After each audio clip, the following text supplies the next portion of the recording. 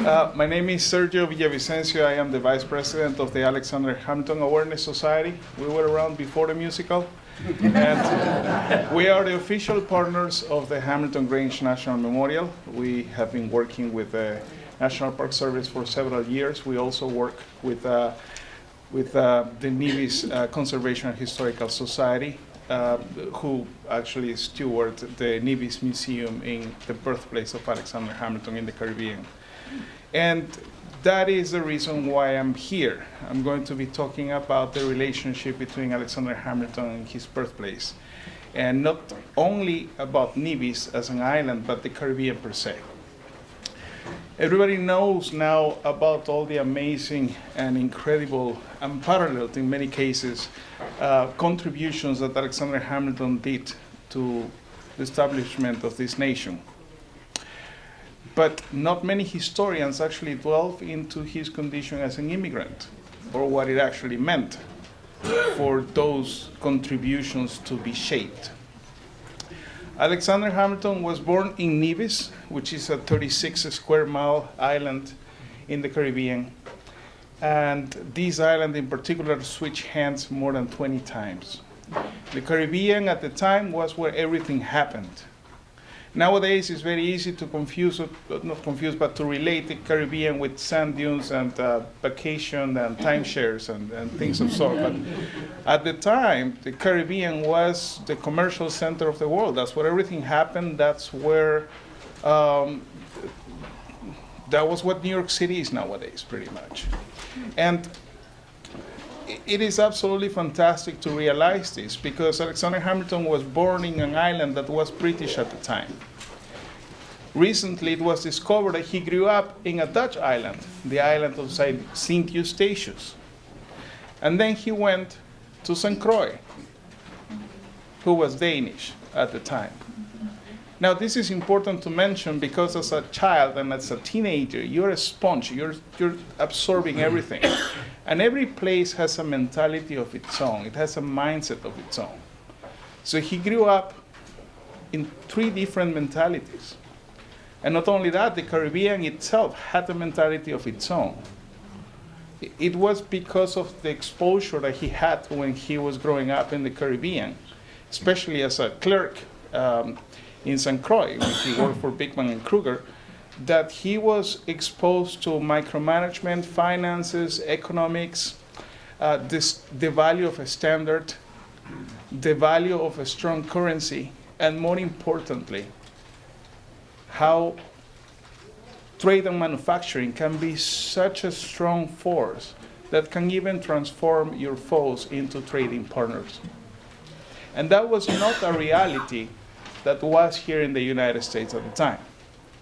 The mentality, the mindset of the United States at the time was mainly agricultural.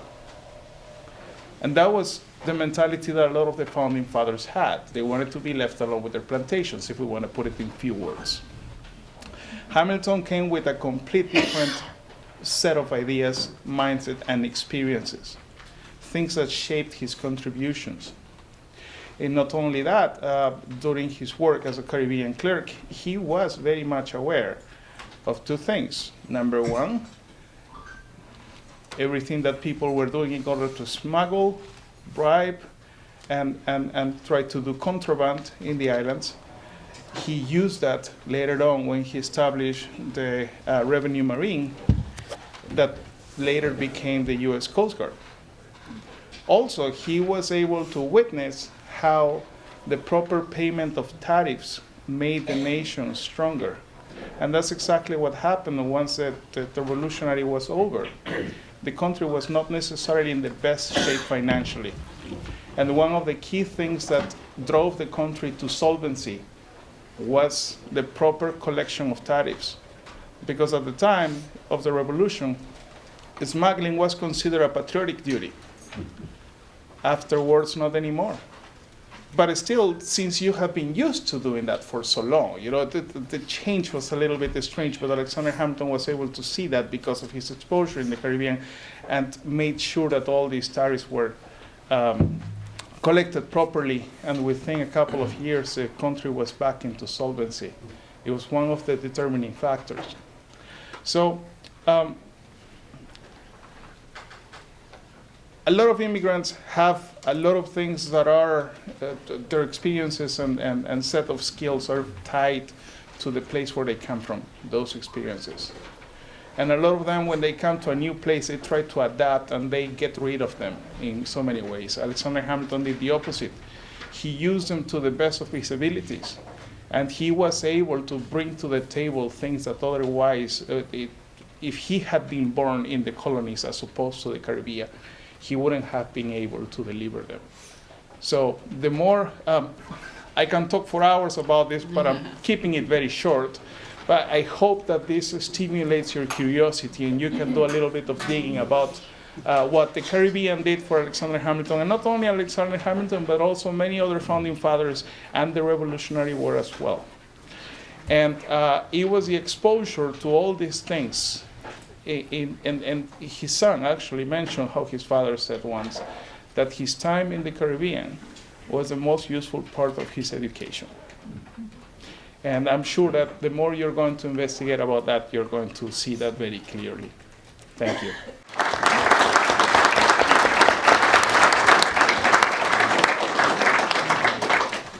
Good afternoon, everyone. I'm Heidi Hill. I'm from Schuyler Mansion State Historic Site. This place was called the Pastures in the 18th century. And I'm not sure how many of you have been to Schuyler Mansion. Can I see it? Okay, great. It helps to visualize it because it plays an important role in the Schuylers' lives. This place was built as a symbol of status. You've probably seen the James Eights paintings of the main streets of Albany. This was a very Dutch house, and the Pastures was the first English-style Georgian mansion built within the sort of surrounds of the city. And so the Schuylers were making a statement. The house really spoke to people who saw it, and most everyone saw it because you had to see it if you were coming north on the river. It was the first thing that came into view as you were approaching Albany. It really spoke that the owners were refined, that they were worldly, that they were well-bred and educated. So not only the house, but the things that they filled the house with spoke to this. And that was very important. The Schuylers had the second largest library in Albany in the 1760s and 70s, and, well, I think even the decades further into the 18th century. And that was important. That was another symbol of refinement. So the house really spoke volumes to people. The Schuylers could afford this because they were the power couple when they were married in 1755.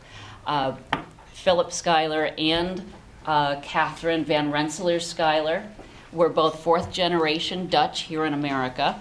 The Schuylers really came to the colony, the Dutch colony in the 17th century, as sort of down-on-your-luck gunstock makers and fakers. The Van Rensselaers, on the other hand, were invited here by the Dutch West India Company. They were wealthy burghers in the Netherlands, and they were sought after in order to bring families here to settle the land so that the Dutch could make a foothold and not have the colony snatched away from them.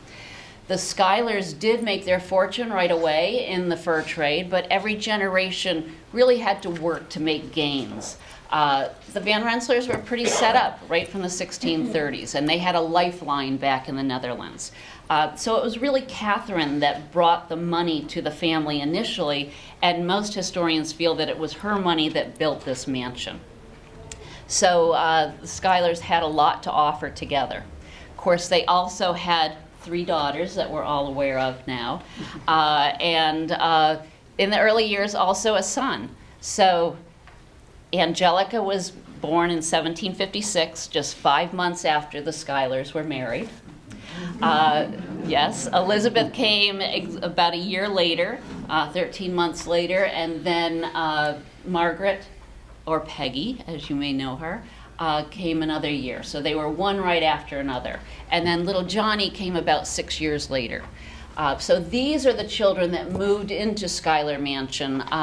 really when Angelica was 10, Elizabeth was 9, and Margaret was 7. So Johnny was just 2 years old at that time. So they grew up in a privileged lifestyle, both here in Albany, in Saratoga, in New York City as well. And they were, let's see, educated by the best tutors. They were carried around in carriages emblazoned with the Schuyler coat of arms.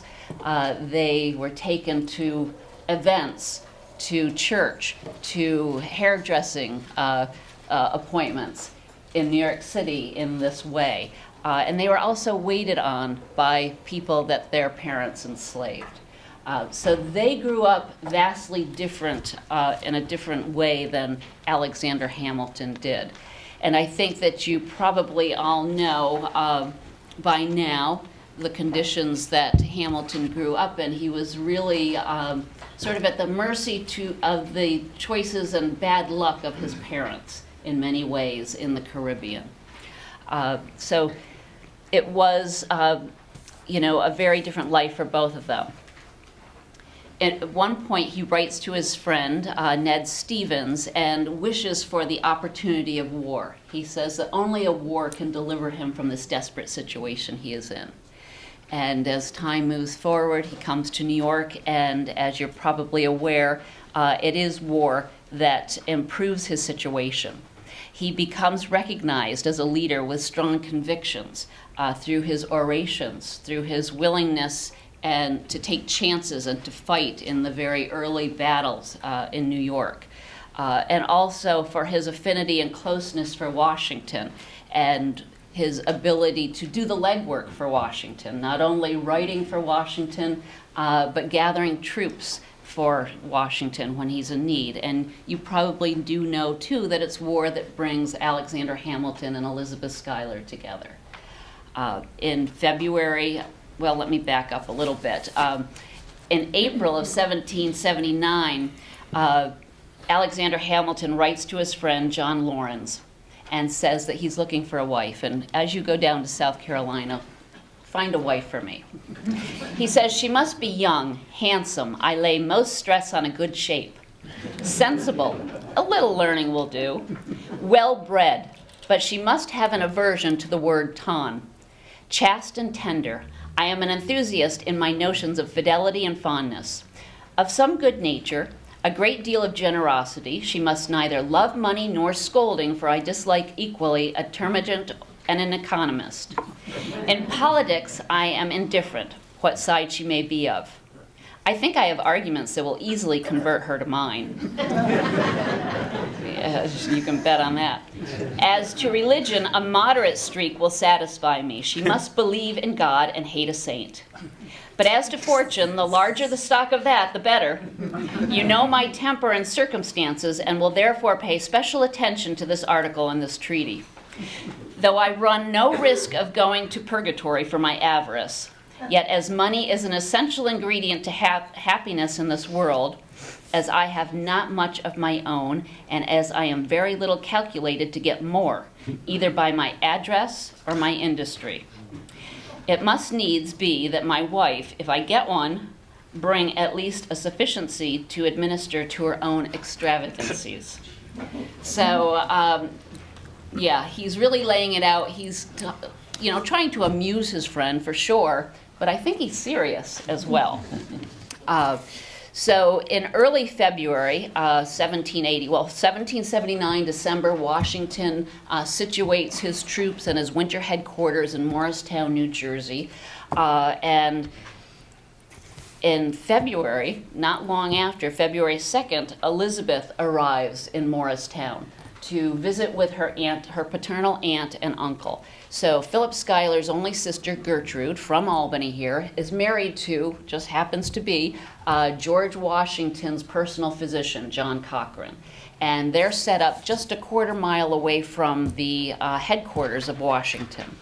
And there are very many diversions for young people and officers in the winter because you can't really engage in military campaigns in the snow.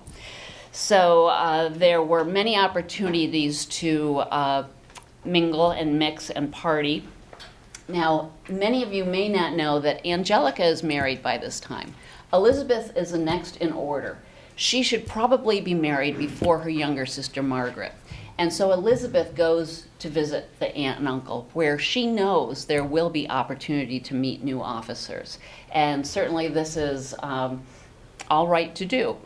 She's visiting with her family, but she's also engaging not only with people of the opposite sex, but her girlfriends as well. So they are there. You know, she arrives in February 2nd, very soon after Alexander Hamilton and she meet, and it starts in February. He's visiting her every evening at her aunt and uncle's home at the Canfield Mansion. So again, it's just a quarter miles away. So apparently they danced at these dance assemblies.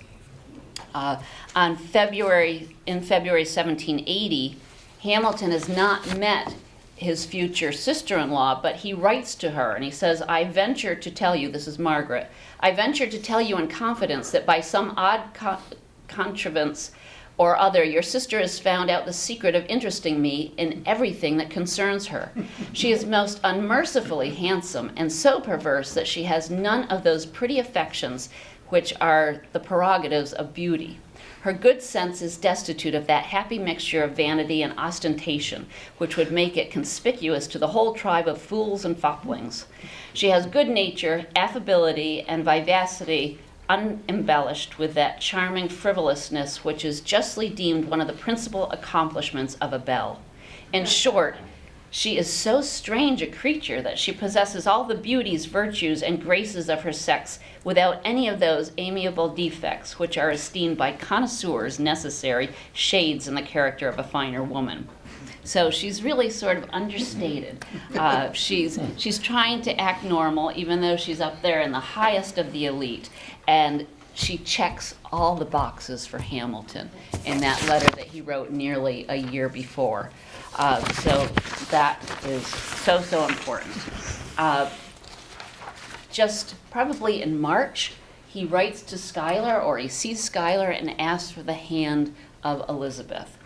And on April 8th, 1780, Philip Schuyler writes to Alexander Hamilton, yesterday I had the pleasure to receive a line from Mrs. Schuyler. She consents to comply with your and her daughter's wishes. You will see the impropriety of taking the dernier pas where you are. Mrs. Schuyler did not see her eldest daughter married. Angelica eloped. That gave me also pain, and we wish not to experience it a second time. And so now it's April. The battles are raging again. Hamilton has to go back to the front with Washington. So how does he keep this find on the line? And certainly she's a love find, but you know, he's also thinking about what comes after the war. As he said to Laurens, I will not have more money because of my address or my industry. But he's attaching himself to the Schuylers, and he knows how wealthy Philip Schuyler is. Both of them have an affinity for each other. They think alike, and on and on. And quickly, I will read some of the just lines that Alexander Hamilton writes to Elizabeth. I love you more and more every hour. The sweet softness and delicacy of your mind and manners, the elevation of your sentiments, the real goodness of your heart, its tenderness to me, the beauties of your face and person, and on and on and on. I have told you, and I told you truly, that I love you too much. You engross my thoughts too entirely to allow me to think anything else. You not only employ my mind all day, but you intrude on my sleep. I meet you in every dream, and when I wake, I cannot close my eyes for ruminating on your sweetness. But then, later on, he says, it's now a week, my Betsy, since I've heard from you. In that time, I have written you twice. I think it will be advisable in future to number our letters, for I have reason to suspect that they do not meet with fair play. This is number 1. So he's worried that someone who's wealthier might take her off her feet and marry her before he can get back to Albany. And there's no prospect of getting back to Albany until late fall or winter. One more quote here. about his insecurities on this. He says, "By now we are talking of times to come. Tell me, my pretty damsel, have you made up your mind upon the subject of housekeeping? Do you soberly relish the pleasure of being a poor man's wife?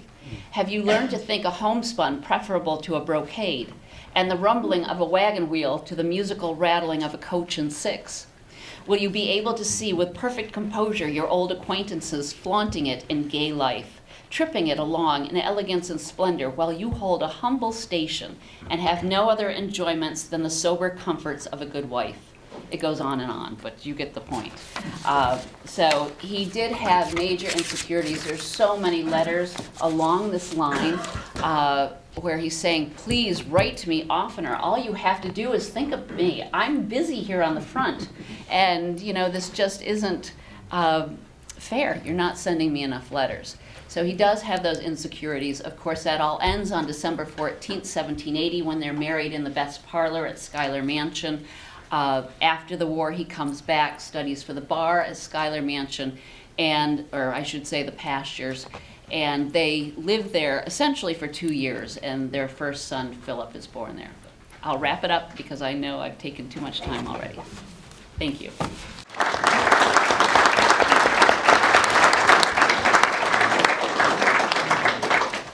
Well, Alexander eventually did build his own house, not for 22 years. They lived in New York in rented quarters while he practiced his law, and they would go to Albany as often as they possibly could. Oftentimes, Eliza would spend the summers with her family.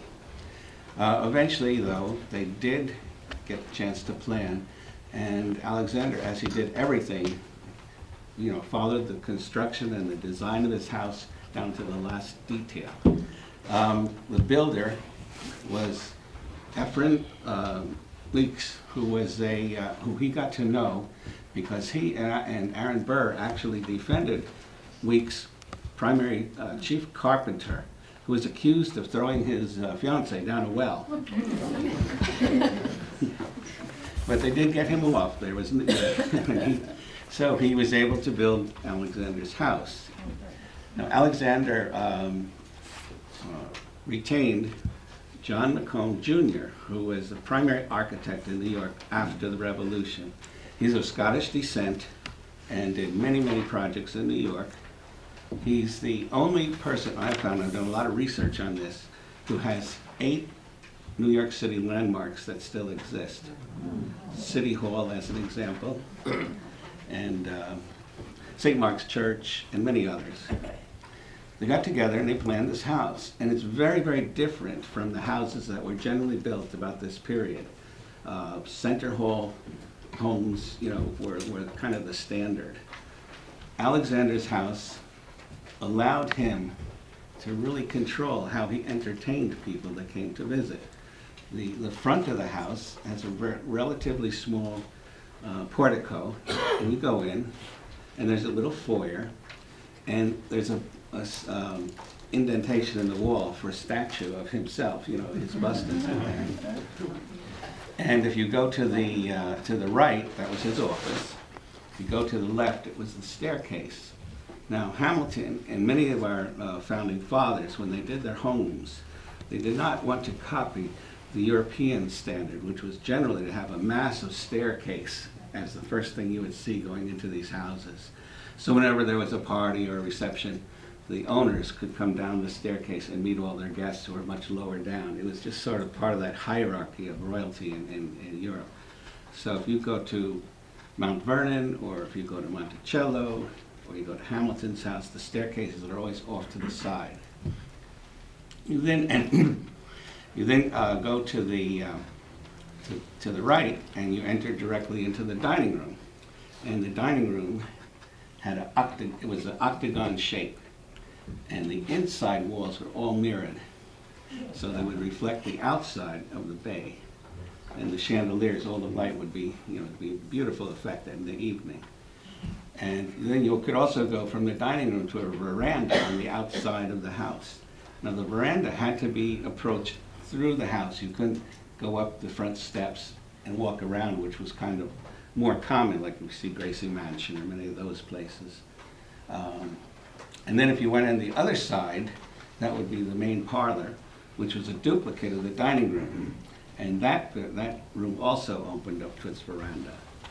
And to get to the back portion of the house, again, you had to go either through the living room or through the dining room. And those were chambers which were used for the, to set up for the entertaining, which was done in the front. Kitchens are all downstairs. The house was also built higher than normal out of the ground, so that the rooms at the lower level, the kitchens, family dining rooms, and other uses, actually had windows. So it wasn't like what you normally think of as a basement. The second floor was the chambers, the bedrooms. And the house has, it's a very, like I say, it's very different. If you've seen it, you can just see pictures of it.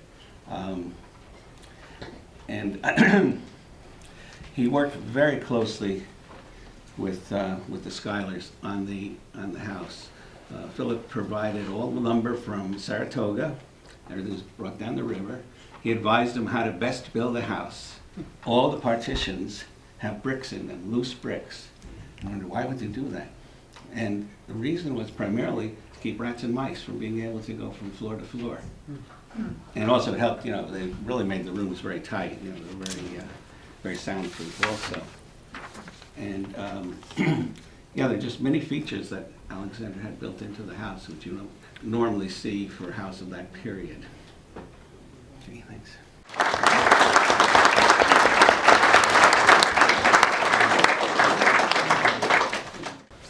So I guess I'm next. Thank you very much for having me. My main name is Seton Ijams, and I'm named after my 6 times great-grandfather, William Seton, who emigrated to New York City from Scotland in 1763. He eventually got to know Alexander Hamilton because they were both members of the St. Andrew's Society in the state of New York. And Mr. Seton was also on the board of managers there for 8 years in the 1770s. He also probably knew Alexander Hamilton from, they all lived down in the Wall Street area at Trinity Church, Wall Street, where, as we know, he's buried, but also William Seton is buried in the same graveyard. They obviously were friends. He was a difficult man, as we know, but very brilliant. And my ancestor apparently was very diplomatic, and he loved to give parties. He liked to drinks, and he was a snuff taker in those days. And they were friends. And eventually, when the Bank of New York was founded, he hired Seton to be his number 2 there. So they worked together on that. I don't have a lot of details about that, but there are some issues where he was very, very angry at something that was going on because there had been a little bit of a collapse in that time period. They both were painted by Gilbert Stuart, and I think anybody that was anybody wanted to be painted by Gilbert Stuart. And I'm very lucky to have that painting in my apartment in New York City. And that's really all I can say because I don't have anything more. But you'll have questions for me later when we're done, and thank you very much for having me.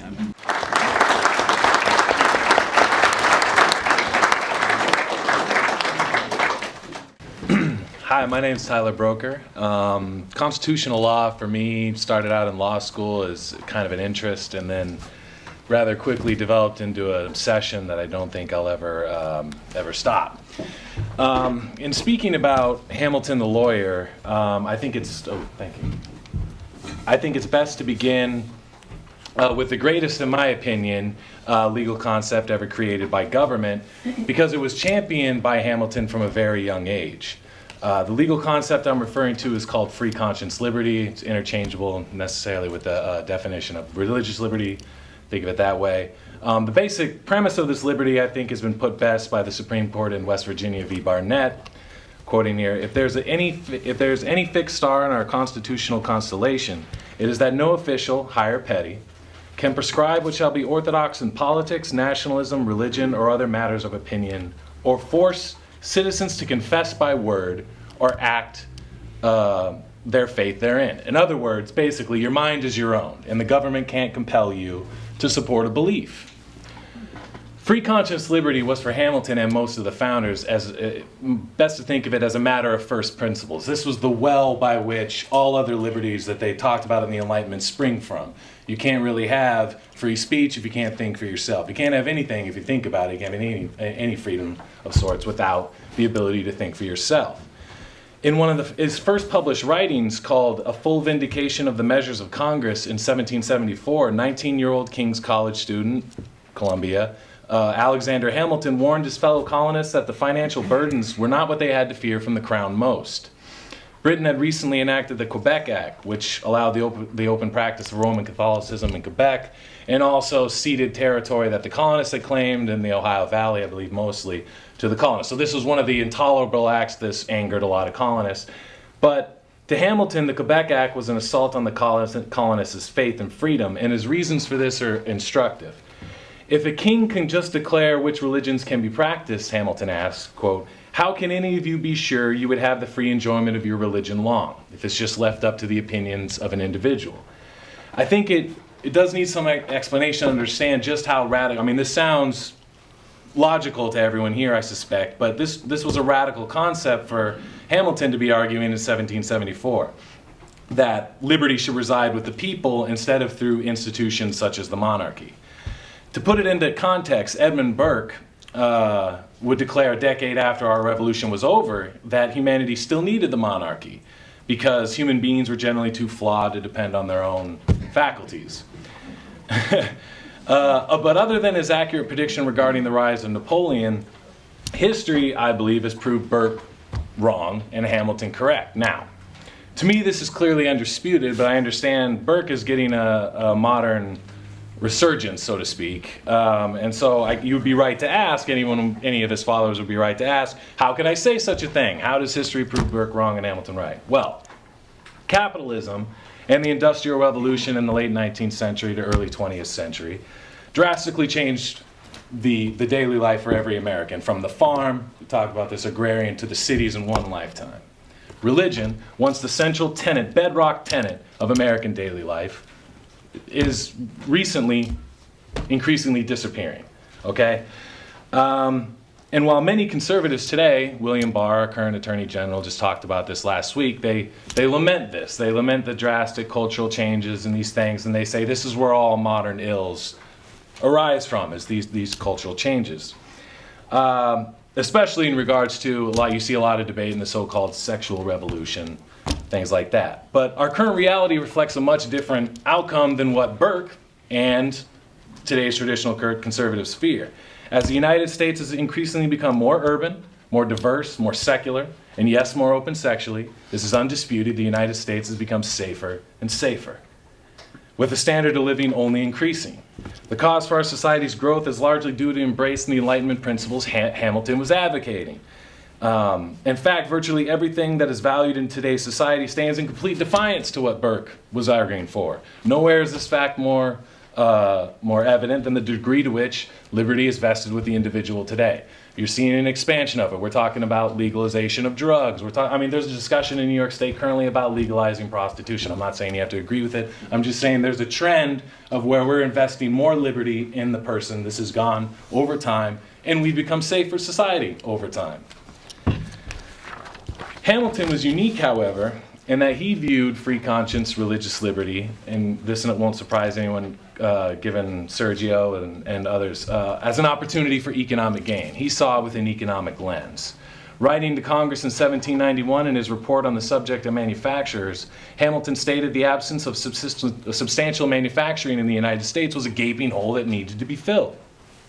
To fill it, Hamilton argued, manufacturers could be lured to America not just because of lower taxes and a direct access to more resources than you had in other countries, but also because of personal liberties, particularly not just religious tolerance that we had, but also we called a perfect equality of religious privileges, basically a religious free market. Although Hamilton had written and thought a great deal about this, as I hope to have explained already, when the Constitution was first introduced in 1787, entirely missing from the body of the document was a religious freedom clause. It wasn't in there. That the Constitution was silent on this alarmed many Americans, particularly the Anti-Federalists. Their point was, hey, if it's not in there, it's ambiguous. It's not open. When asked, I believe, Heidi, you might be able to say, I think it was Elizabeth who wrote to him and asked, why wasn't there any mention of God in the Constitution? The legend has it, Hamilton's response was, we didn't need any foreign aid.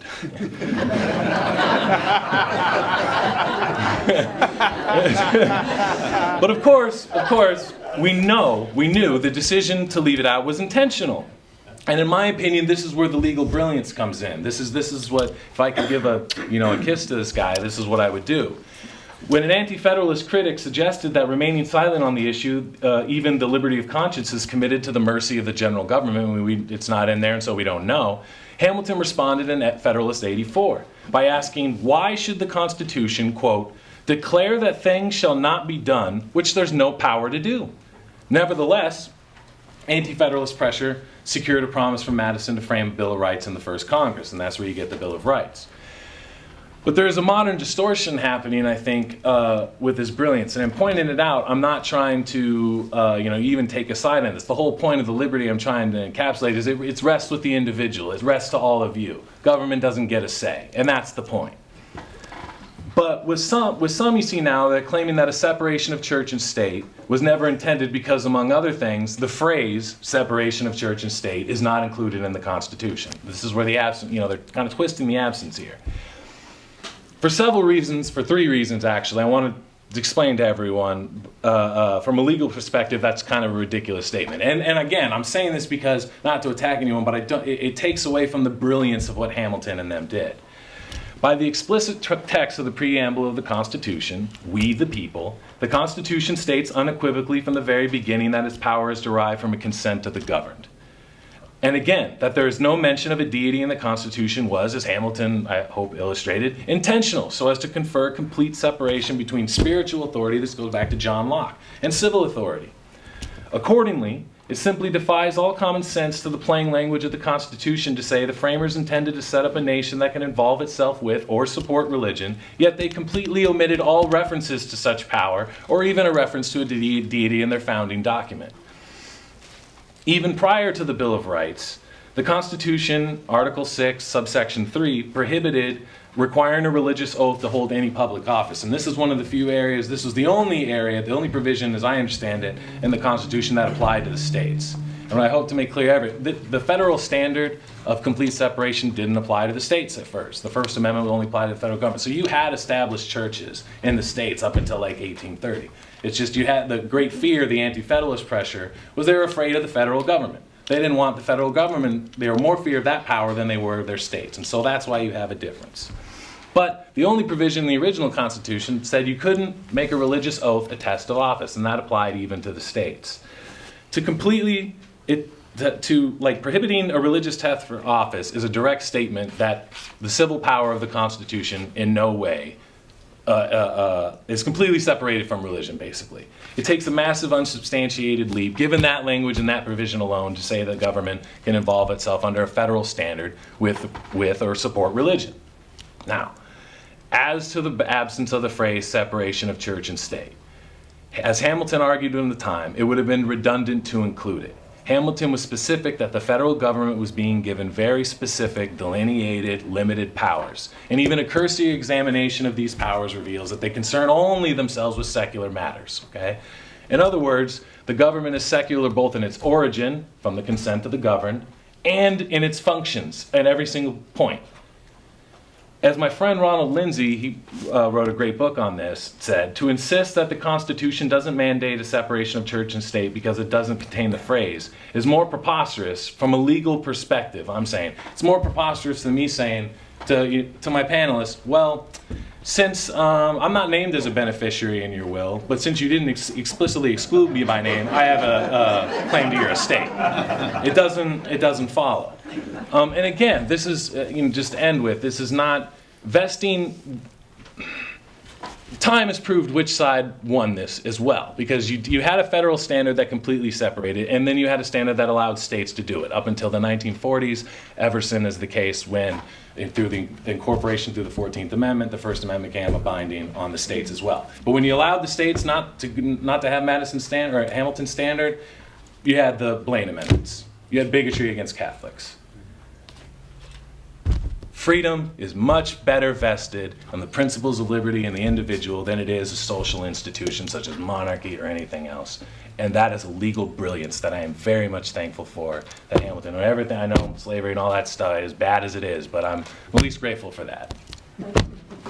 So, Hamilton, the political theorist.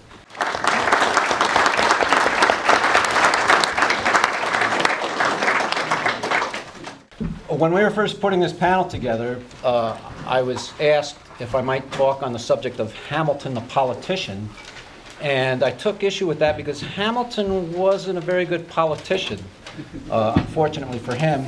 But I suggested that we talk about him as a political theorist, because he certainly was a theorist and a visionary. So we're going to talk about Hamilton's political philosophy, his ideology, his vision for America. And the easiest way to do that is to compare and contrast Hamilton's ideas with those of his political and ideological adversary, Thomas Jefferson. And in fact, if you've ever sat through a lecture on Jefferson's political philosophy, the chances are 9 out of 10 that you heard the speaker compare and contrast Jefferson's ideas with those of Hamilton. And before I go any further, let me say to the Jeffersonians here that I'm in no way trying to demonize Jefferson. I'm just using him as a vehicle to demonstrate how much better Hamilton's ideas were. So, with that, surprisingly, perhaps, Hamilton and Jefferson both start out from a very similar vantage point philosophically. They were both sons of the Enlightenment. They both spent a great deal of time studying the writings of the English philosopher John Locke and the Scottish philosopher David Hume. Jefferson put a little more emphasis on Locke. Hamilton put a little more emphasis on Hume. They both believed in the philosophy of, or on the theory of natural rights. They both believed in the theory of natural law. Jefferson placed a little more emphasis on rights. Hamilton placed a little more emphasis on the law. They both believed in a republican form of government. They both believed in liberty, justice, equality, independence, but both men defined each of those terms in slightly different ways. And these slight differences in definition, these slight differences in emphasis, resulted in a huge gulf between the two men when it came time to translate their ideas into public policy. For example, Hamilton believed that we should have a strong national government. Jefferson did not. Hamilton believed that a strong national government would be the best way to protect our individual rights, the best way to preserve the rule of law as opposed to the rule of men, the best way to defend ourselves against foreign enemies. Jefferson believed that government should be small, government should be local, and to some extent government should be weak. Both Hamilton and Jefferson believed in limited government. That is, the government should be limited to powers and authorities that are in various areas that are specifically delegated to them. But Hamilton believed that those powers and authorities that the government was given, they should be able to exercise effectively. Whereas Jefferson was reluctant to give government the wherewithal that it might need to carry out its responsibilities effectively, even in those areas where their power and authority was being given to them legitimately. And this is why Hamilton was such a proponent of the new Constitution and why Jefferson opposed the Constitution. Hamilton was very active in the Constitutional Convention, which put the language and the framework of the Constitution together. He may be considered the primary advocate of the Constitution during the ratification process that followed. Jefferson was not around for the Constitutional Convention. He was not around for the ratification process. He was in Paris serving as our ambassador to France. But he was kept abreast of what was going on by a lively correspondence from his friends back home, especially James Madison. And Jefferson's letters back to Madison and his friends all talk about how Jefferson is not quite sure what you guys are doing back there with this Constitution thing. This doesn't sound like a great idea to me. Some of it almost sounds like a reversal of what we fought the Revolution for. In Jefferson's mind, the Articles of Confederation, which we haven't touched on yet, the Articles of Confederation which preceded the Constitution, were fine and dandy just the way they were and didn't need replacing. Another issue where the two of them differed was on the whole subject of a national economy. Hamilton believed that we should have a robust and vibrant economy. Jefferson did not. Hamilton believed that we should encourage commerce and industry, that we should encourage entrepreneurship, that we should encourage labor specialization, that we should encourage the manufacturing of consumer goods and products that the citizenry would need. Jefferson was opposed to manufacturing on almost any level. Jefferson did not want the new American landscape to become dotted with factories and other manufacturing facilities as was occurring in Europe. And Jefferson took the position that what manufactured goods we might need, we could buy from the Europeans. Jefferson repeatedly said, "We shall not allow any American to be occupied at a workbench." Jefferson believed the American economy should be based solely and exclusively on agriculture.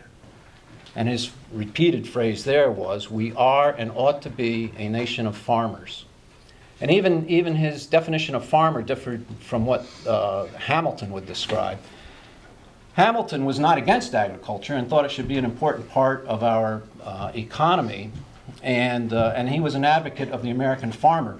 He believed that the American farmer should not only be able to feed themselves and their families, but feed their community, feed their region, perhaps one day feed the nation, perhaps one day feed the world, where Jefferson's concept of the American farmer was much more limited. The farmer was supposed to be a self-sustaining individual or family that could support themselves and their families.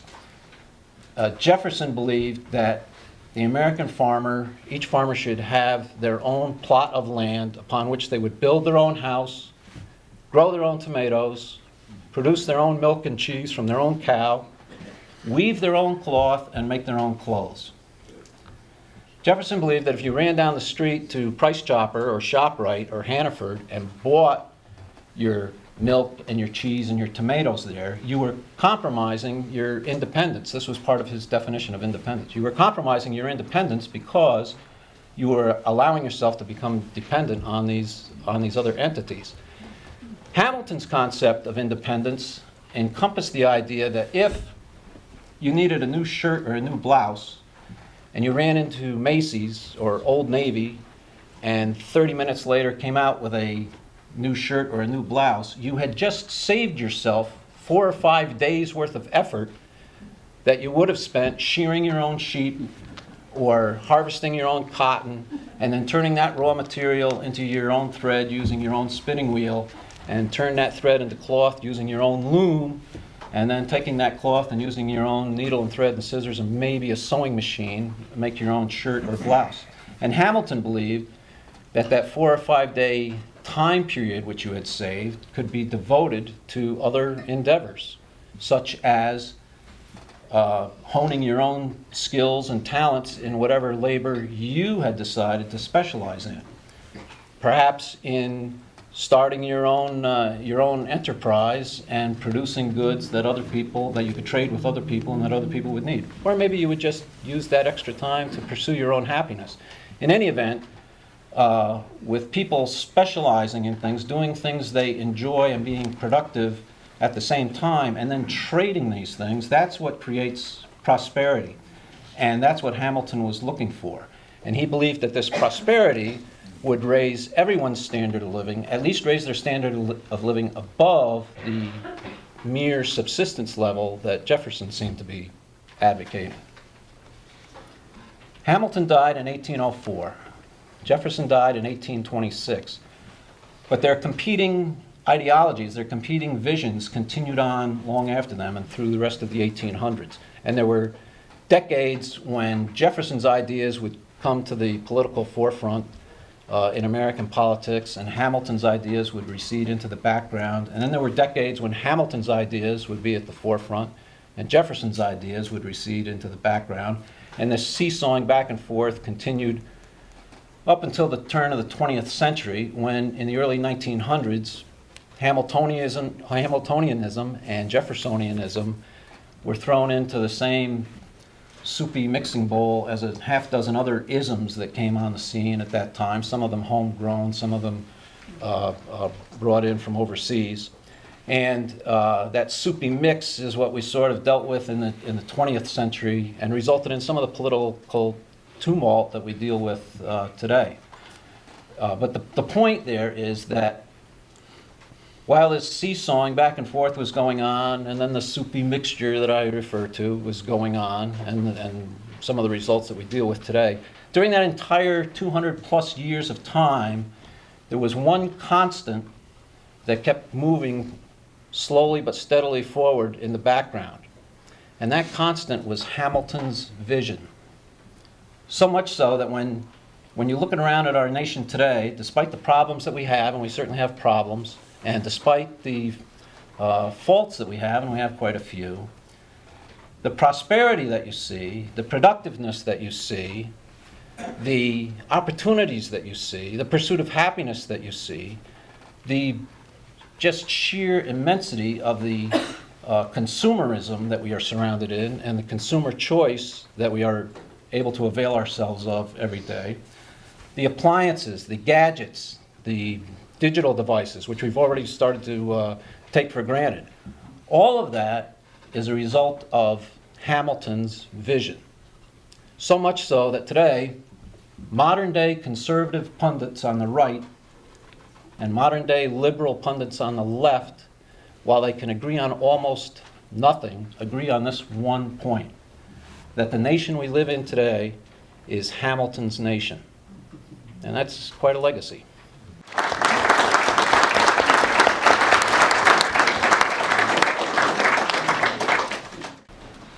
Hi everybody, can you hear me in the back? Yeah.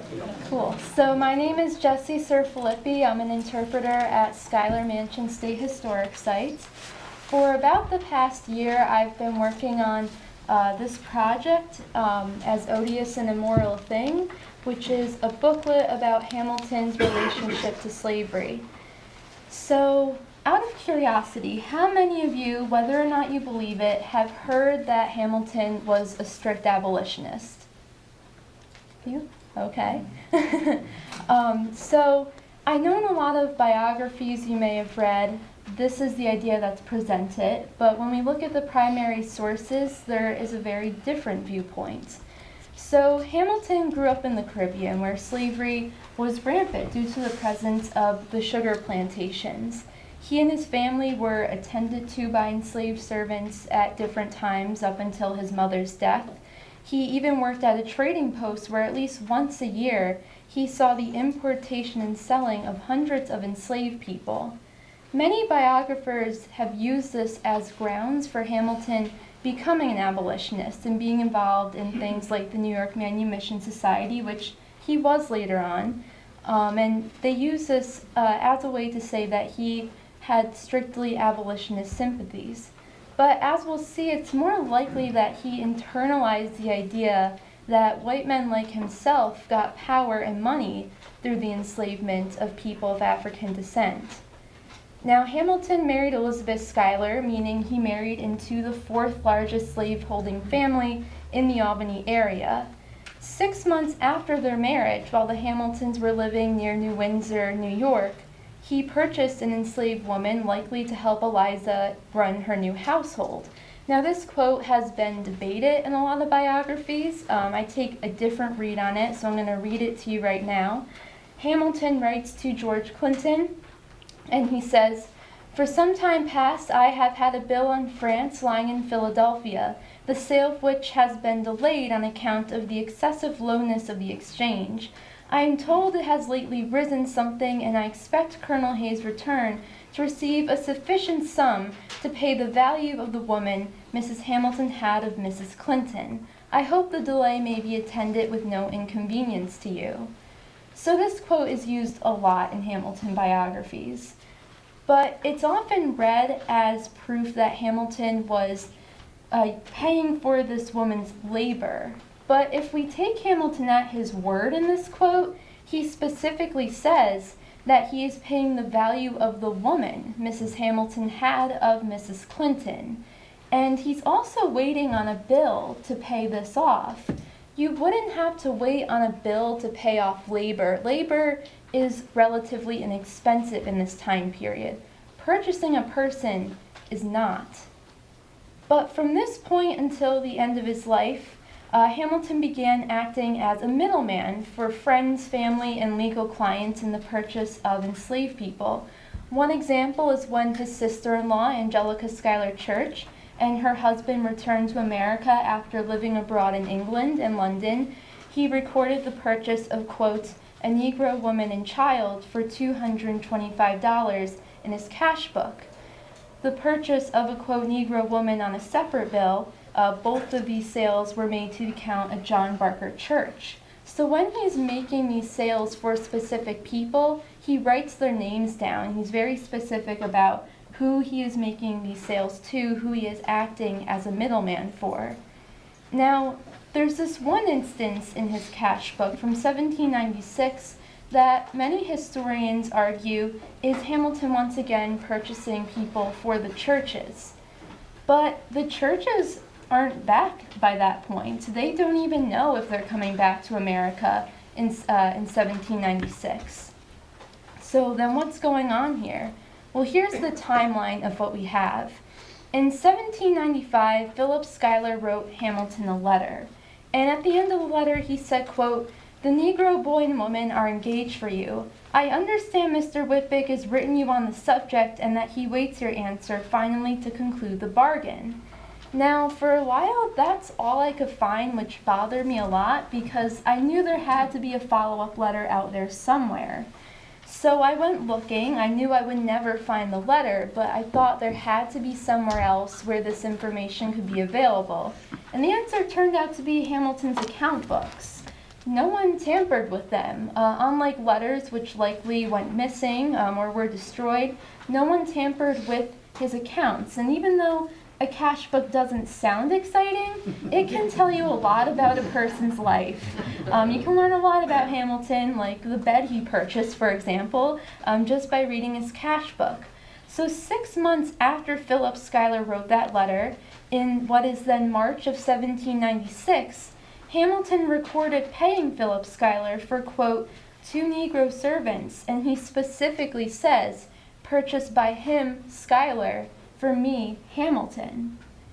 Now, this quote has been used to indicate that he is purchasing these people for the churches, but taking Hamilton by his word, he isn't. And based on the timeline, the churches aren't back in America yet. They don't know when they'll be coming back.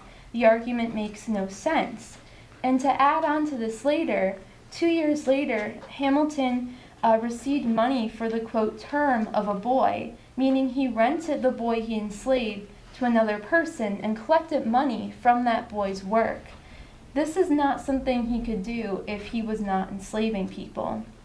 Now, there were hired servants in the Hamilton household, but they appear in the cash book as paid workers with names most of the time, such as, quote, White Peggy.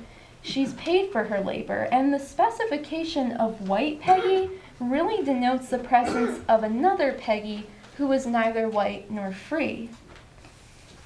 Now, the presence of enslaved people is confirmed at the Grange by a slip of paper in the back of Hamilton's second cash book. And it's in an anonymous hand, but based on analysis of it that my coworker and I did, it seems to be in John Barker Church's hand. That's Angelica Schuyler's husband. And that makes sense because John Barker Church is assigned Hamilton's debts upon his death. So he's making a list of all the debts Hamilton owes to other people, all the money he has to pay it off, and all the assets he can sell to pay those debts off. So on this slip of paper, John Barker Church, or this anonymous hand, includes the inventory of the house and library, how much money the Hamiltons can get from selling those. But he also includes servants who are valued at $400. He could not have included servants if they were free hired servants. What became of the enslaved servants after Hamilton's death is unknown. But through this slip of paper, we find out that there were enslaved people at the Grange up until Hamilton's death. We know they're no longer there when Eliza lives there later on, because in the 1810 census, there are no enslaved people at the Grange. So like I said, we don't know what becomes of them in the years between there. But for quite a while, we've thought Hamilton didn't enslave people, or that if he did, he eventually freed them before his death. This slip of paper, though, tells us otherwise.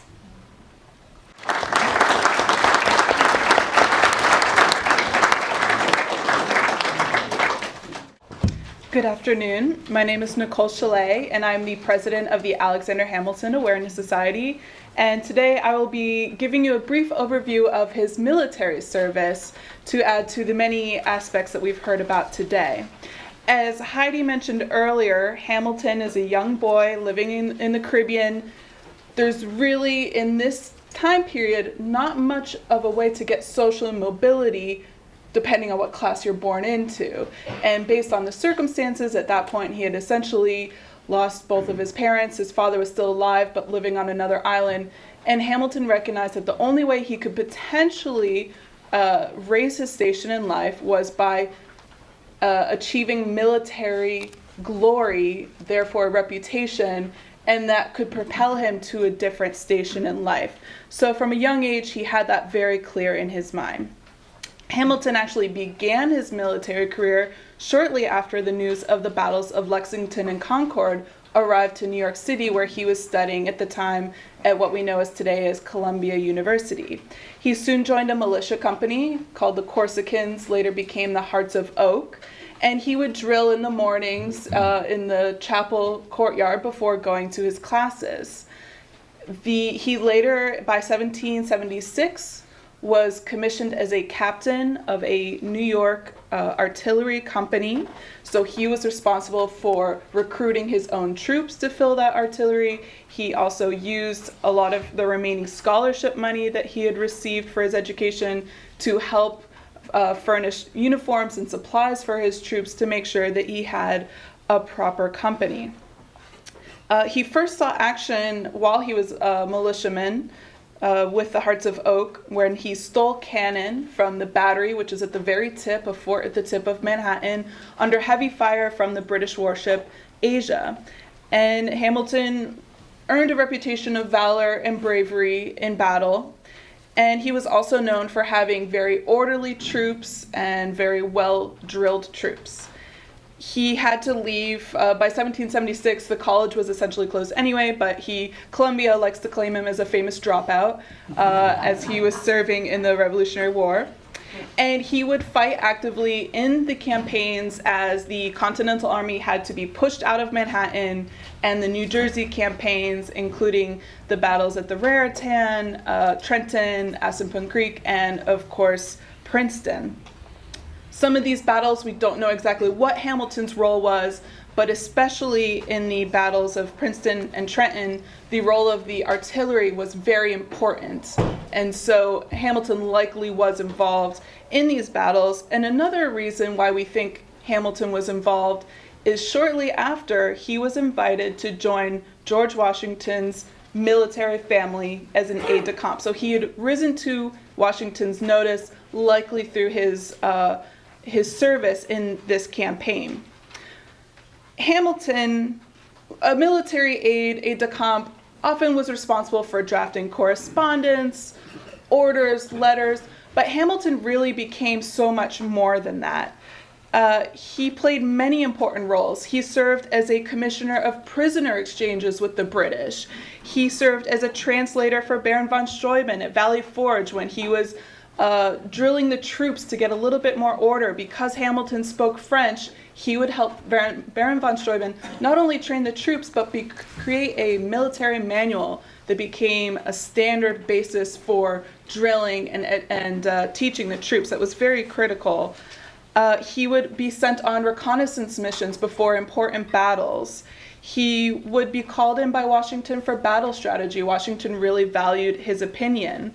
Hamilton managed his own spy rings, He participated in battles, including Monmouth and many others, to help relay messages and orders, even having his horse shot out from under him. Twice, he would be sent on very critical missions to requisition troops or supplies, being sent as far as to Saratoga and to Philadelphia as the British were coming to overtake the city.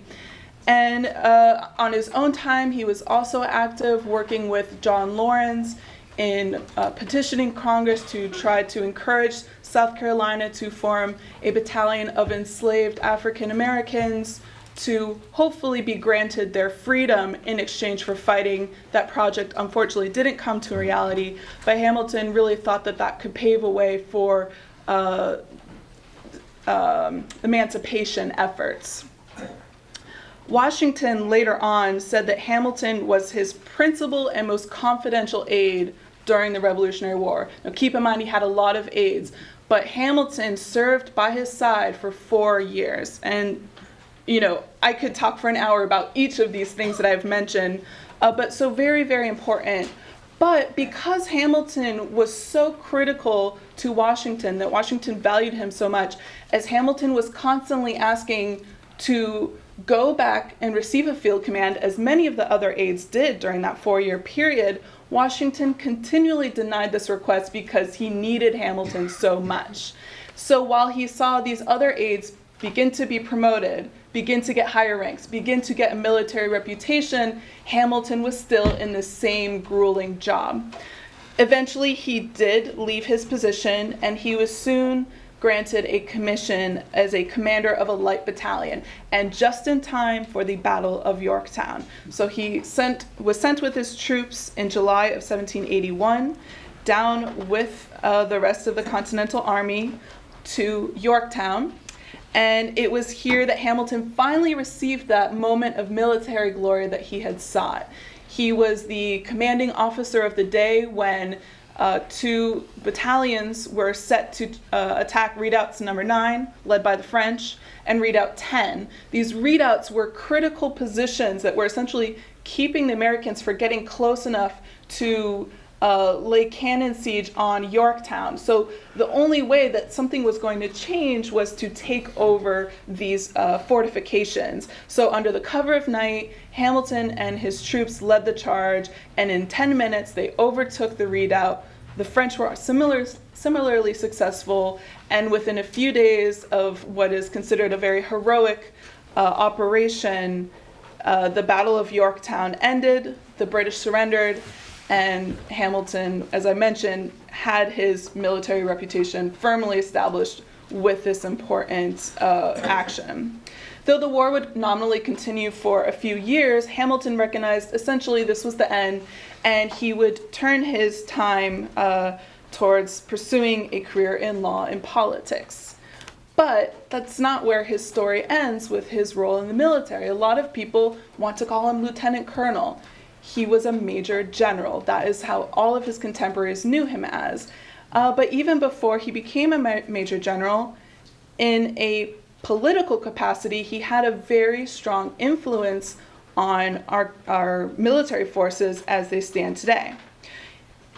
And so when Hamilton was selected as the Secretary of the Treasury, though you would think he's not the Secretary of War, as I mentioned, he did have a very strong influence. Sometimes because he was so close with Secretary of War Henry Knox, they would often be in concert, in discussion, and work together on many different policy points.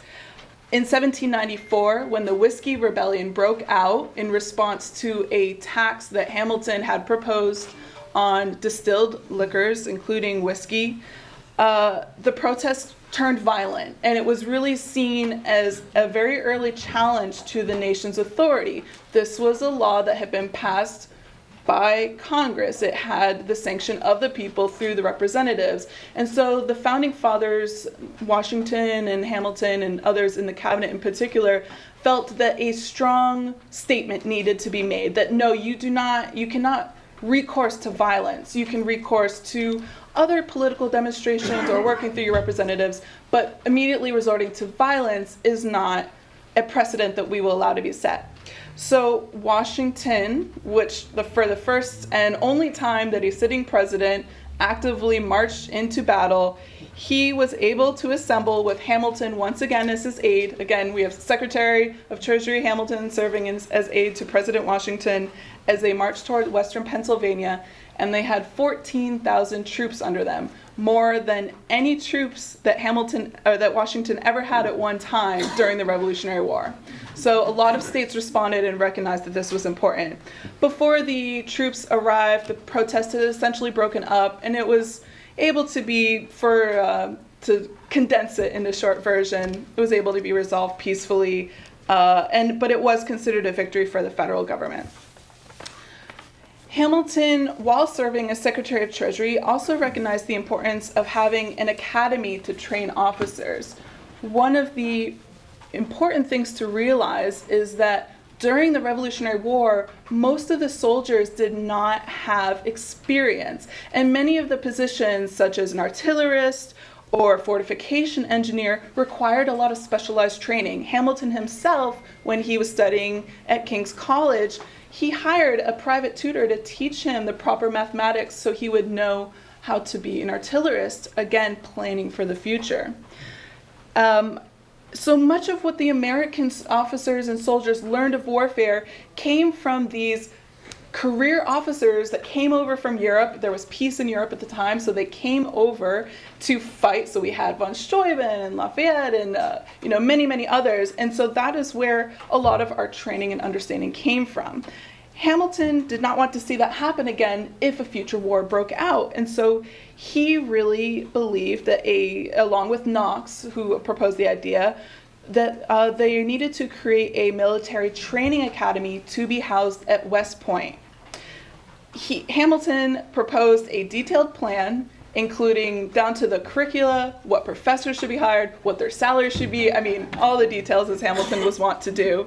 But unfortunately, and somewhat ironically, opposition within the cabinet, particularly from Secretary of State Thomas Jefferson, delayed the academy's creation until later on. But while he was still Secretary of Treasury, Hamilton purchased the land from a private individual for not just West Point, but the surrounding land, so that he could prepare the way for the future of having that land be an academy as it is today. And of course, we cannot forget about Hamilton's role as the father of the U.S. Coast Guard. He first articulated the idea of having some sort of national armed customs enforcement service before he was even Secretary of the Treasury, when he was writing the Federalist Papers. And soon after he took office, he made a report to Congress proposing a system of, quote, boats for securing the collection of revenue. Congress did pass this into law, and he immediately set out to have the 10 authorized ships built throughout the eastern seaboard. No detail, again, was too small for Hamilton. He looked over everything from uniform design, salaries, selection of the officers, pen and paper letter, the campaign, all up and down the eastern seaboard. And the Revenue Marine, as it was then known, which we know today is a subset of the Coast Guard, proved effective. In conjunction with other policies, largely Hamilton's as Secretary of the Treasury, revenues from duties would contribute to 90 to 95% of all federal income. The federal government ran on the duties and tariffs that were collected by the U.S. Customs, enforced by the Revenue Marine. And this statistic holds true throughout the entire 19th century.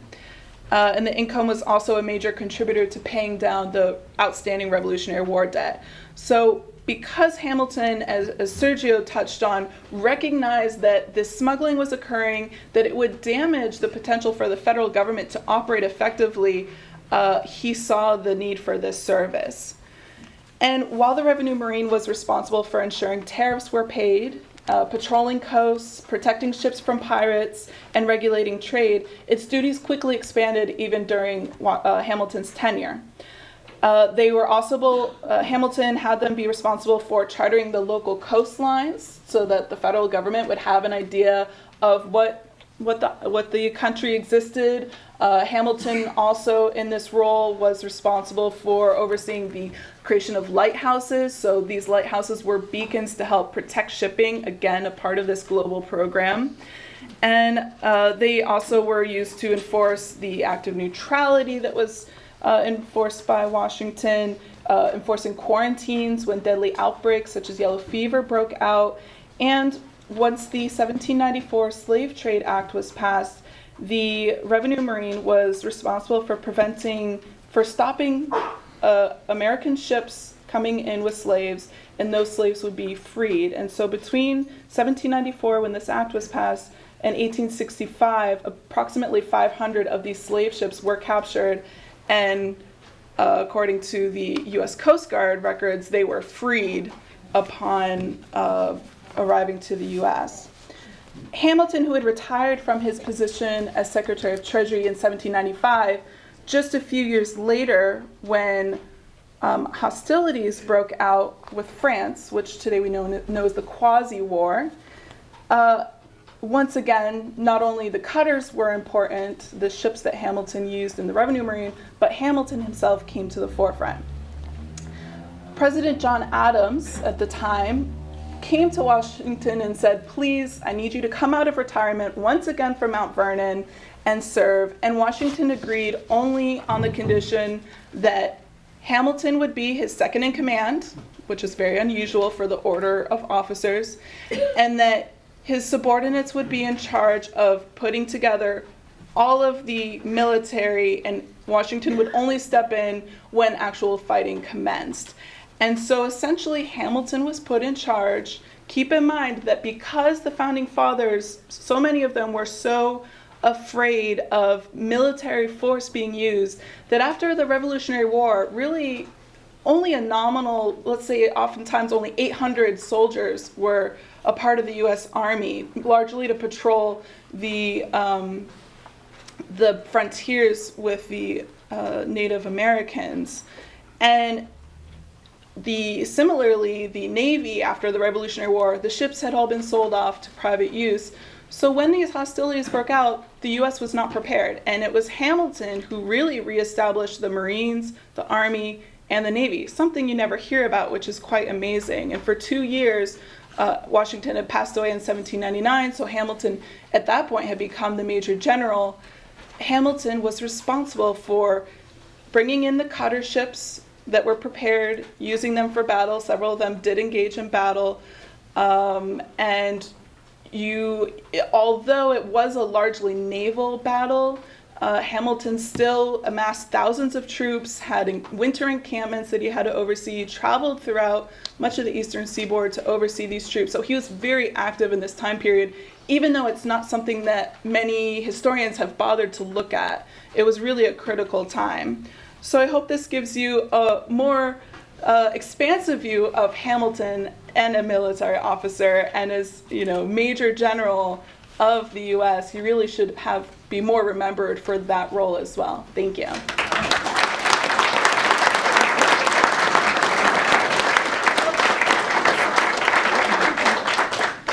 Is this working? No, it's not. It should be on, just talking to it. It should be on, just talking to it. Okay, good. Well, first of all, I'd like to thank our panelists. And the person who introduced all of this didn't introduce himself, Jay Higgle. Jay, thank you for pulling me.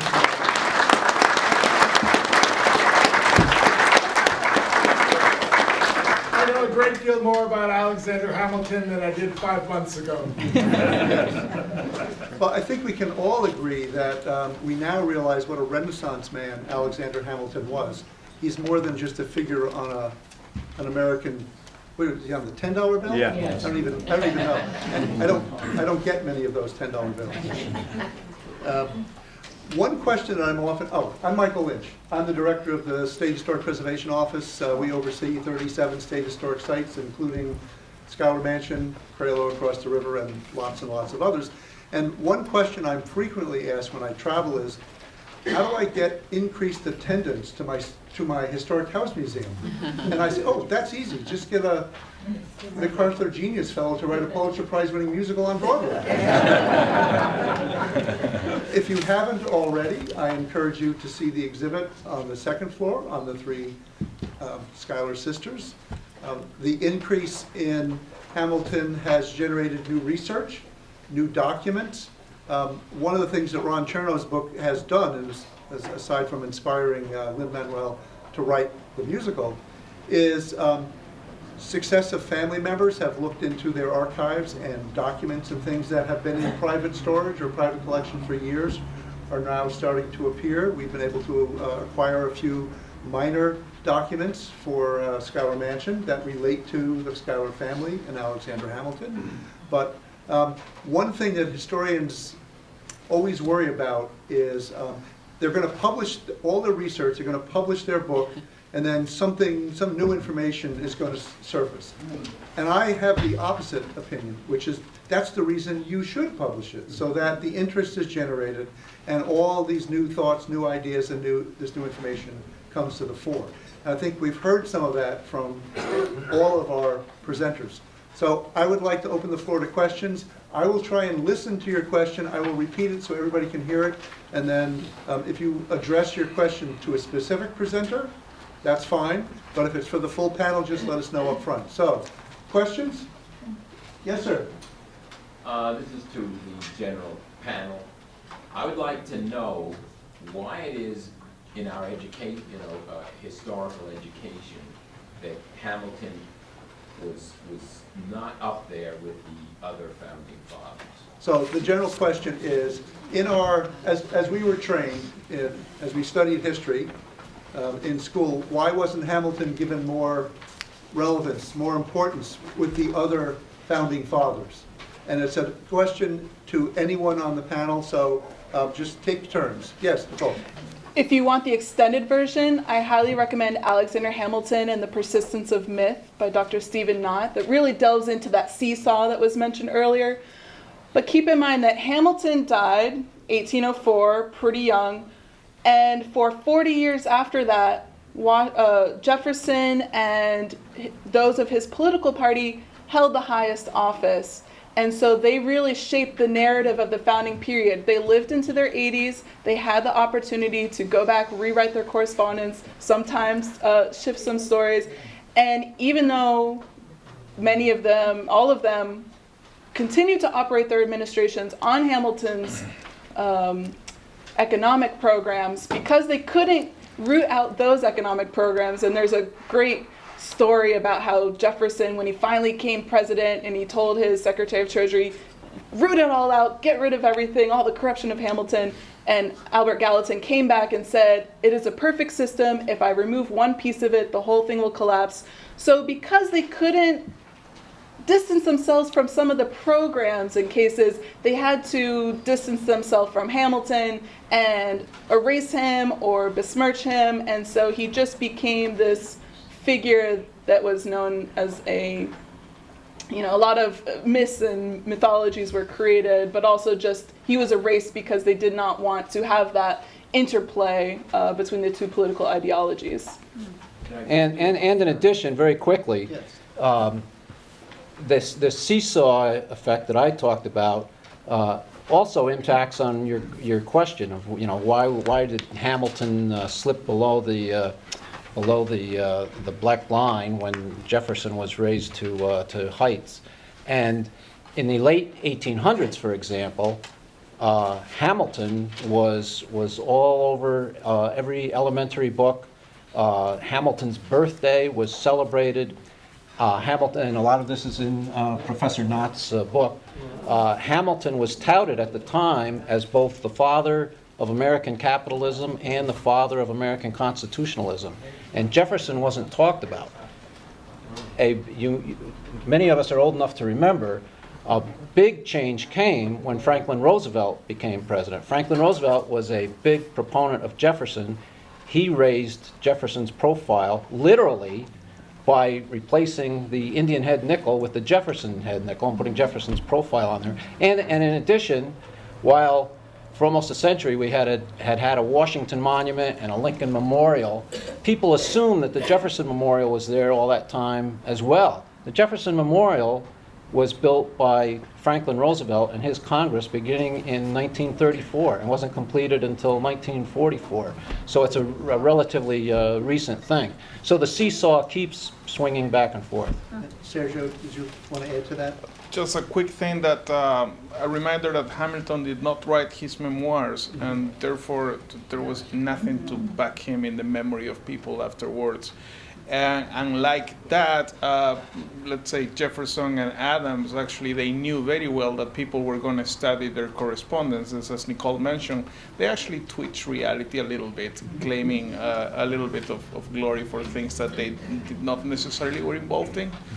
And also, in the case of Nicole, can you mention something about John Adams saying, "Oh, that was all Hamilton"? Oh, so one example of convenient that he's dead is that John Adams, because the Alien and Sedition Acts were so unpopular, which Hamilton really didn't have anything to do with, he was a little reluctant. It was Adams' very strong policy. Later on, again, as it became more and more recognized as being unpopular, Adams actually spread rumors that it was all Hamilton, that he was bewitched by Hamilton, it was all Hamilton. So just completely using Hamilton as a scapegoat. And that's not the only time that Hamilton was used for a scapegoat of something he had nothing to do with. He suffered from dying young. Yes, in the back. Yeah. Hamilton is credited as one of the co-authors of the Electoral College. Could you make, with James Mason, could you comment a little bit about what his perceptions were of what the Electoral College represented as compared to what James Mason had defined it as? So the question has to do with the Electoral College that was supported by James Mason and Alexander Hamilton? Yeah, Mason wrote most of it. But your question was, what was their different view of it? Does that go to the lawyer? I'm not sure quite what their difference. I know it came out. I'm not sure what their personal difference was. They saw it as a body that would duly elect and serve as a barrier to an extent. I mean, they talk about this in the Federalist Papers. Serves a barrier to to make sure that the person was ethical, I guess would be to sum it up in a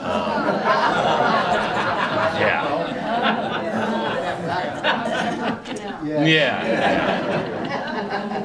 Is there anybody else on the panel that wants to tackle that, or? Well, I'll throw my hat in the ring.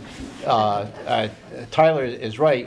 Another thing you have to remember, though, the Electoral College originally was nothing like the Electoral College is today, or I should say vice versa. Today's Electoral College is just kind of a rudimentary shadow of what it once was. It was meant to be a real body that would do the real selection of the president and vice president. And it was, as Tyler said, it was put in as a barrier. Part of it, this rubs many people the wrong way, but part of it was to be a barrier against pure democracy. Most of the founding fathers, including Thomas Jefferson, had some doubts about pure democracy because, as Jefferson said, when you have majority rule, that means 51% of the people rule over the other 49%.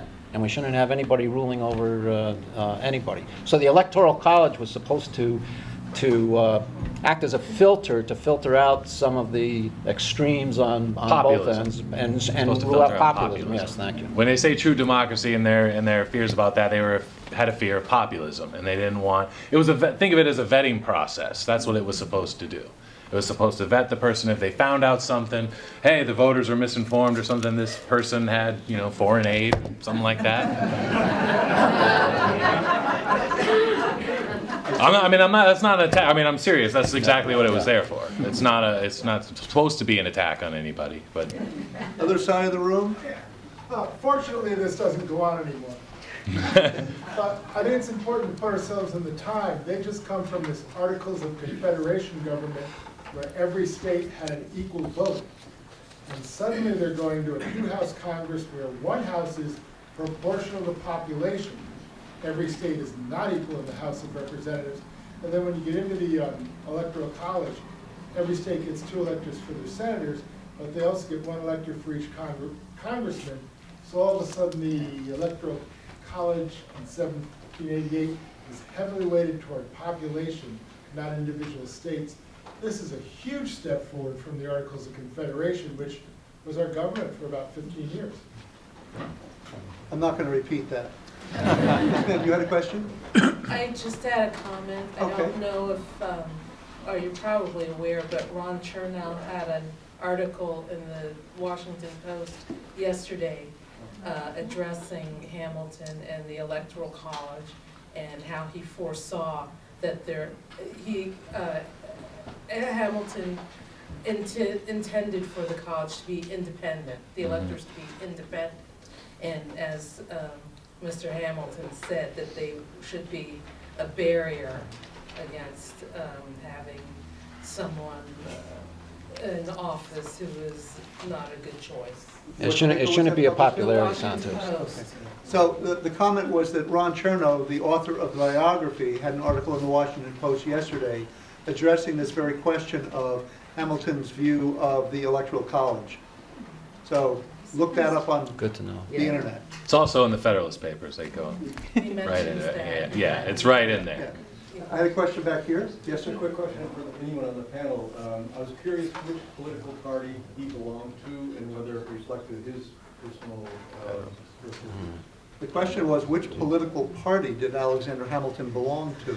Do you want to handle that? I mean, being George Washington was a Federalist, absolutely right. The Federalists were wiped out, and he really did divert with the Sedition Acts. The Sedition Acts, after the Sedition Acts, the Federalists never held a majority in any federal government after that. It was so deeply unpopular. And it wasn't, I think, it's in many ways, I mean, you had kind of a similar, you had a shift after, I mean, it's nice, all these principles of liberty are great until you get the power, and then somebody else bad-mouthing you kind of becomes inconvenient. And a lot of the founders betrayed the very principles that they fought for.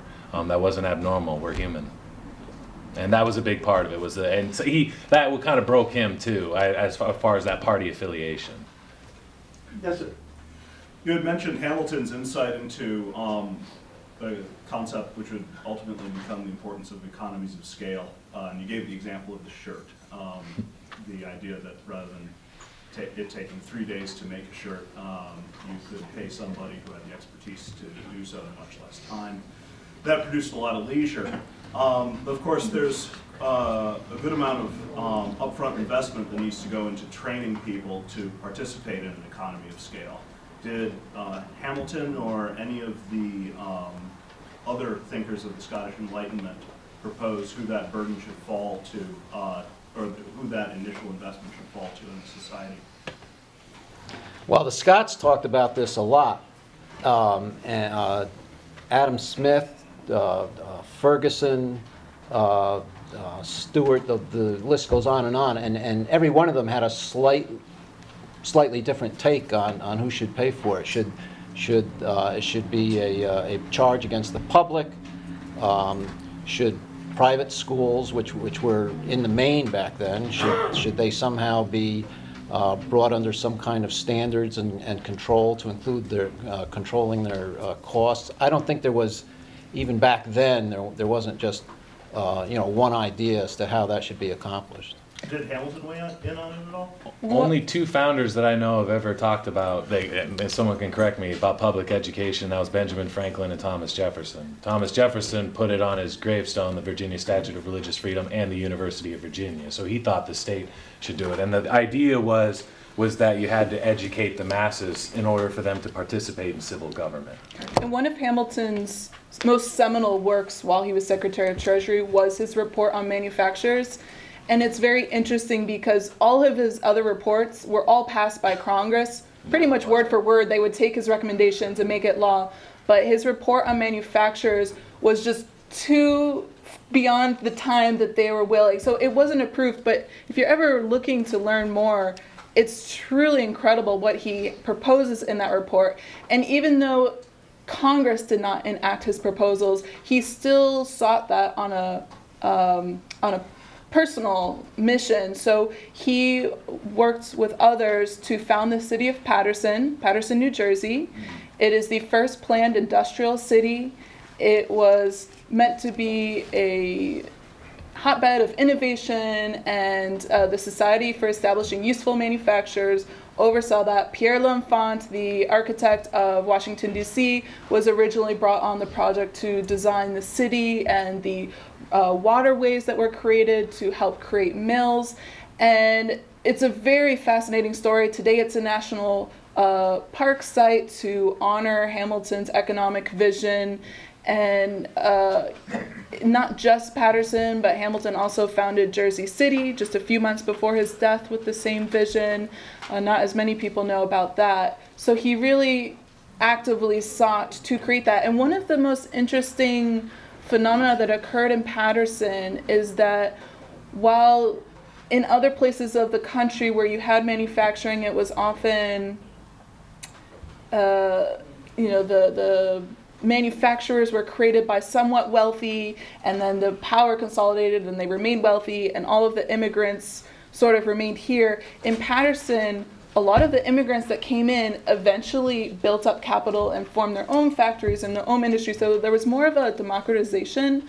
So even though the SUM didn't achieve everything that they set out for, there is a lot of incredible history that came out of there. The Colt gun was first manufactured there, the first submarine, Charles Lindbergh's engine for the Spirit of St. Louis, most of the trains that were used for the building of the Panama Canal. Incredible history in Paterson. I encourage you all to visit if you have a chance to learn more. Sergio? I would like to go back a little further to his influences in the Caribbean, and just keep in mind, try to imagine this for a second. As a teenager being in charge of a trading company, you have people from several different places of the world, different languages, different currencies. He had to understand the concept of currency, the concept of trading, and more important than anything, even more important than the value of a standard, he understood very well the concept of credit. And this was at a time in which many mentalities were all about filling up your vault. The concept of using credit in order to make money flow and work for itself, it was very revolutionary at the time. And so the concept of credit was understood by Hamilton more than anybody did at the time. And that was the spine of his whole concept of trading and manufacturing. Which he also was an extension of his economic policy for, it's great we have political independence, but if we don't have economic independence, we're going to quickly lose that political independence, as we see revolution after revolution around the world, which is why his policies so set the United States apart. And he saw that if we do not have our own manufacturers, then we will forever be dependent. If we cannot manufacture guns and we go to war with the country that manufactures our guns, as occurred in the Revolutionary War, what are we going to do? So he envisioned manufacturing as a key component of his overall plan for economic independence for the country. Yeah.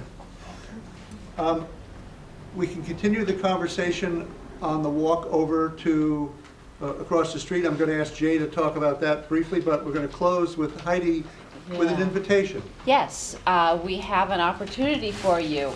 On November 7th, we will be traveling to the Hamilton Grange and the Morris Jumel Mansion with lunch in between. We will entertain you on the way down, on the way back, and we have flyers over on the table there.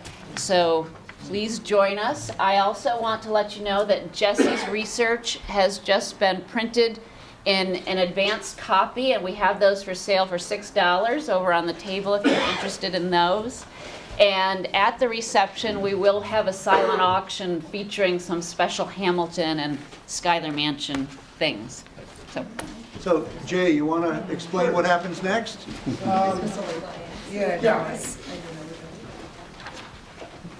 It's really your day, so if you want to keep going with this, keep going. We can lock the doors to keep our panelists here because they're reticent to speak.